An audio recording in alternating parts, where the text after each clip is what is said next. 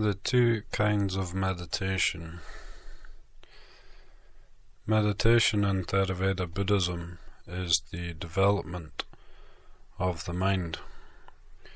There are two kinds of meditation: development of concentration, samadhi, in concentration meditation, and development of insight, vipassana, in insight meditation.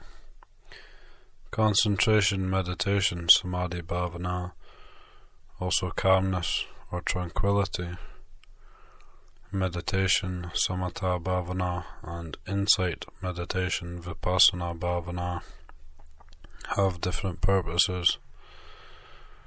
The purpose of concentration meditation is to train the mind to focus on something and to calm itself down. Concentration meditation also helps develop mindfulness, sati, a necessary tool for insight meditation. Mindfulness, sati, is the full awareness of what we are experiencing in the present moment. It is paying attention to what we are thinking, saying, and doing, so that we do not cause suffering for ourselves. The usual form of concentration meditation is mindfulness of breathing in and breathing out, anapanasati.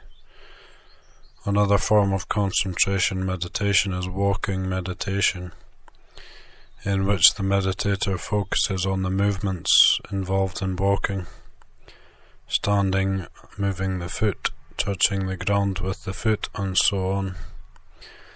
Concentration meditation can be used to clean the mind of some of the poisons that are causing it to suffer. The mind calming itself down can get rid of such things as stress and anger, for example. The real purpose of concentration meditation, however, is to train the mind in preparation for insight meditation.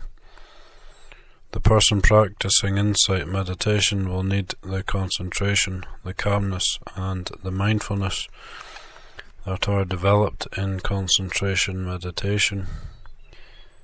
What is the purpose of insight meditation? The purpose of insight meditation is to develop our insight, vipassana, the ability to see, have insight into the true nature of things in our world of experience. This means, above all, the ability to see clearly that all existing things are impermanent, full of suffering, and show no self. If we can do this, we will be able to take the 4 steps on the way to enlightenment. We will be able more and more to let go of things in the world, because we see there is nothing there worth clinging to. We will get closer and closer to enlightenment. There are many ways of performing vipassana meditation. There are many described, for example, in Buddhaghosa's Visuddhimagga, the path of purification, seeing that a jhana, trance state, is just a combination of things like perception, mental formations, and so on, and that it is dependent on the body, the 4 elements. Seeing that all sense organs, sense objects, and forms of sense consciousness are just phenomena, things that show themselves, and that no self is there anywhere. Seeing that all the steps of dependent origination are conditioned, for example, that rebirth conditions old age and death, that becoming conditions rebirth, and that clinging conditions becoming. Seeing that when the process of the 5 aggregates changes all the time, with karma continuing to have results, there is no one performing actions and no one receiving results. Seeing that in the world of our senses things are always changing. For example, plants grow from seeds, develop leaves, lose their leaves, and so on. There are continuous changes in the world of nature. In the suttas, the Buddha teaches insight meditation using many approaches, the most important being that of the four foundations of mindfulness, satipatthana: body, feelings, mind and mental objects. He tells his monks, "There is, monks, this one way to the purification of beings, for the overcoming of sorrow and distress, for the disappearance of pain and sadness, for the gaining of the right path, for the realization of nibbana, that is to say, the four foundations of mindfulness." What are the four?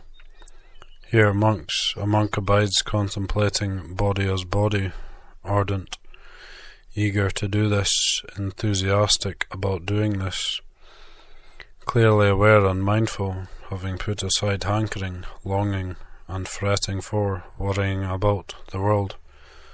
He abides contemplating feelings as feelings. He abides contemplating mind as mind. He abides contemplating mind objects as mind objects. In the case of each of the foundations of mindfulness, nowhere can a self be found. There is no self that exists in the body, in feelings, in the mind, or in the objects of the mind. In each case, there is only impermanence, suffering, and no self. Ultimately, insight meditation is not just something we practice in the Buddha hall at the temple. It is something we can do all the time. It is a way of life. Standing, sitting, walking, lying, eating, and all activities are part of a way of life in which we are mindful at all times in the present moment. We are careful about our thoughts, words, and actions, trying always not to allow suffering to come into our lives through any of the defilements.